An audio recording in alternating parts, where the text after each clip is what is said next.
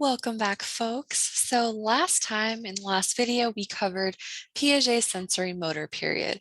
So we covered all of his ideas about cognition from birth until age 2. But we're going to gear away from Piaget now and just talk about conceptual development in general. He will still come up a few times, but we're also going to just explore infants' understanding of concepts, reasoning, and properties of the world based on what research has shown. But we will also critique Piaget a little bit, especially his ideas on object permanence. And that leads us to our first slide. So we were introduced to object permanence in the last video. Piaget suggested that this emerges around 8 to 12 months, but that it remains immature until later in the second year. So he documented some limitations and errors in their abilities. Specifically, one is the A not B error. And this is one of the things that led to this conclusion that object permanence remains immature till later in the second year because they exhibit this error for a while. Many infants will. So what is the A not B error? It's when an infant will reach to where an object was found before instead of where it was last hidden. So the baby does understand that the object still exists when it's out of sight. They do have some sense of object permanence, but they will reach to where the object was previously and not its most recent spot. So kind of this little error in it. So let's actually just watch a video of this in action and then come back and talk about it a little more. So here is a child doing a task, and you get to see this A not B error firsthand. So let's watch this really quick.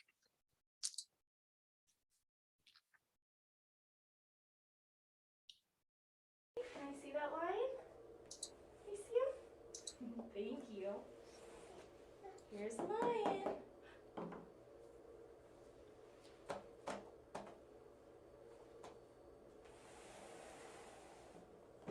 There's that lion.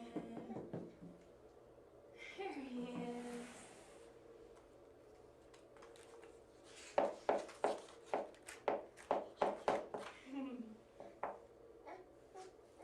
Okay, can I see Mr. Lion?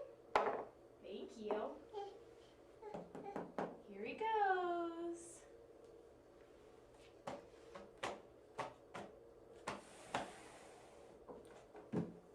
There's that lion. There he is.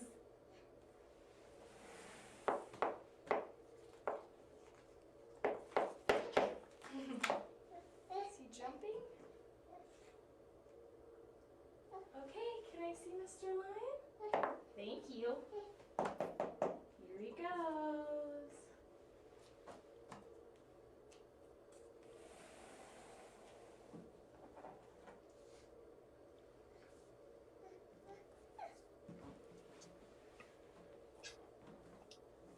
Here's this lion. Yeah.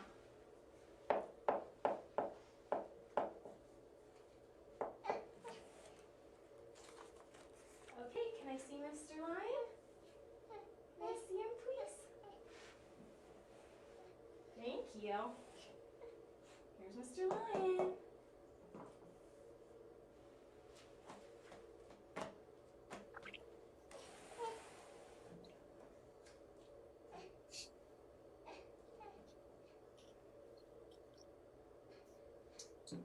All righty, so we get the point there. Let's go back to our slides. So that was the A not B error in action. So this child, as you can see, there's a couple first runs where we're just testing to see if the child does check for the toy when it goes under the cloth to see if they have object permanence or a sense of that. But then as you saw, the researcher moved the lion, in this case, the toy lion, to the other side.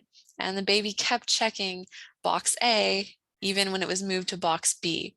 So they continued expecting to find the toy in box A, even when the adult moved it in plain sight right in front of them. It's not like they were being tricked or something was hidden. It was all happening in front of them, but they still seemed to kind of preserve their initial memory of the item's location instead of switching to the new location. So according to Piaget, this indicates some immaturity of the baby's object permanence. He believed that true representation, mental representation, it requires the ability to keep the existence of an absent object in mind and be able to reason about the absent object mentally. So in this case, that second part of that equation was missing because the child wasn't able to reason about it mentally, according to Piaget. So that is the A not B error being introduced to that. But let's look at some alternative explanations to the infant's difficulties with this task. Why does this error occur? We have some alternative explanations out there. So gearing into some criticisms of Piaget's ideas. One, the role of memory. So Adele Diamond in 1991 did an experiment that showed that infants might be capable of representation mentally, but in the case of the A not B error, they simply don't remember where the object was hidden. So it's more of a memory limitation as opposed to not being able to represent things mentally in general. And how did they discover this? Well, 7.5-month-old infants, if they were allowed to reach for the object immediately, they actually were able to correctly locate the object at position B. If they were prevented for just 2 seconds, they exhibited the A not B error. So even just the 2-second difference made a difference in their ability to accurately find the object. 2 seconds. So perhaps it's their limited memory, even going spanning as low as 2 seconds. Maybe their memory plays a role here. They have some limitations there because as they went older in age, they were able to withstand longer delays. At 9 months old, they could withstand a 5-second delay. And at 12 months, they could withstand a 10-second delay and still get this task correct. So interesting finding. It posits the question of maybe, does the role of memory play a part in this picture of why they exhibit this error, and not necessarily that they can't represent things mentally. What about another explanation? The role of preservation. So one thing here is motor preservation. Research has found that some infants who make the A not B error, they look at location B, but they reach toward location A. So they're looking at the correct spot, but they reach toward the incorrect spot. Very interesting finding. So this suggests that they might have some limitations with what we call motor preservation. So they're repeating a movement rather than modifying it to fit new events. So maybe they remember that they are still coordinating their motor skills. It might be happening reflexively, right? We learned all about their motor skills last time and how they're still coordinating. So they might just be doing these movements reflexively partially, and perhaps their movement didn't reflect what they were processing mentally. So certain motor behaviors might become habits. This could be one explanation in terms of motor preservation. And they also have the capture error. So babies might reach incorrectly due to their previous success in finding it in the first spot. People of all ages, even adults, have this capture error tendency sometimes, using once successful solutions whenever possible. Even we do this as adults sometimes. So these are just some alternative explanations for why infants might fail this A not B task. So it suggests that maybe Piaget underestimated infants in some ways. There might have just been other limitations like the ones here that led to this error, but it doesn't necessarily mean that they have an immature sense of object permanence. What are some alternative approaches to measuring object permanence and mental representations? We have the violation of expectations technique. So this is a very creative technique where babies are habituated to a certain event, and then they're presented with 2 variants of that event afterwards, one that is possible and one that is impossible under normal circumstances. So they're kind of primed, habituated at first, and then they're tested on these variants. One example is the image you see here with the carrots. So these 2 events will be shown first. These are habituation events. So the short carrot moves behind this screen, and the tall caret moves behind this black screen and emerges on the other side. So they're habituated to this event, see this a few times, and then they're shown these test events or these variant events. So there's going to be one possible event and one impossible event. So the possible event is the short caret moves behind the screen, and there it's hidden from view as it passes, which is expected, right? Because we could see this little window cut out here, and the short caret falls below this window's height. So it's expected, it's a possible event. And then they're shown an impossible event where the tall caret goes through behind the screen and reappears on the other side, but it's not shown through the window as it moves through it. It should have appeared in the window as it passed. So it's violating the expectations based on what was seen previously. So this is just one example, but the results have shown that infants as young as 2.5 months old looked longer at the impossible event than the possible event.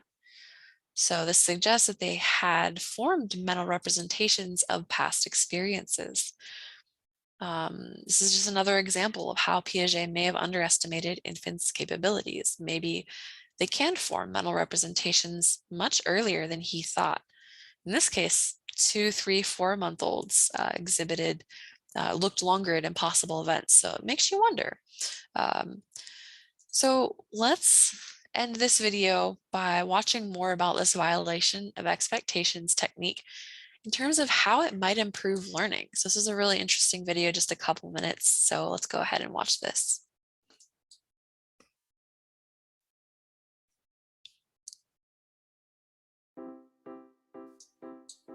It's easy to look at a baby and see a blank slate, but actually, babies have rich, sophisticated expectations about the world, maybe more than people give them credit for.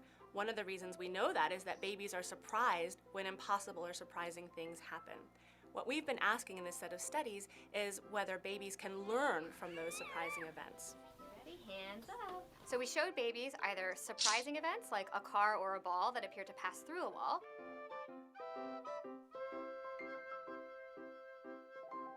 or an expected event where the car or ball was stopped by the wall, and then we taught them new information about that object, and we found that babies who saw the surprising event learned that new information more efficiently than babies who saw the expected event. Ready?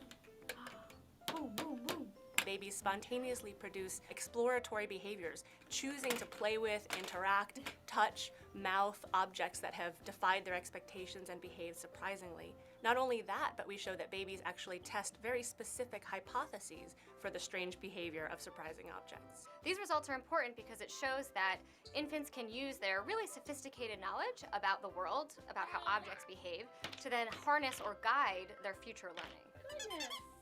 At the heart of our research is the question of where human knowledge comes from. So how much of what we know is something that we're born with, that's innate, and how much is the result of our experiences with the world from our parents, our teachers, or our own observation.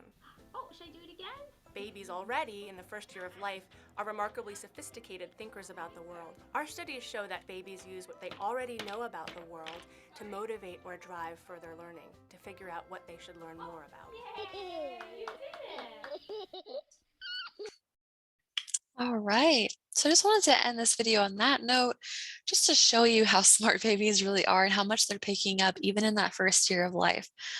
So this video kind of also was good because it illustrated different versions of that violation of expectations technique, showing impossible events and seeing how babies react. And unsurprisingly, babies reacted. They noticed these impossible events. They looked longer at it.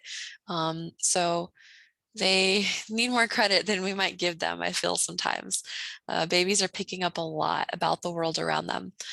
So this is actually a good segue into our next video where we do talk about their understanding of physical properties of the world and reasoning about objects and things like that. So this is where we'll end here and we'll pick up in the next video. So I'll see you there.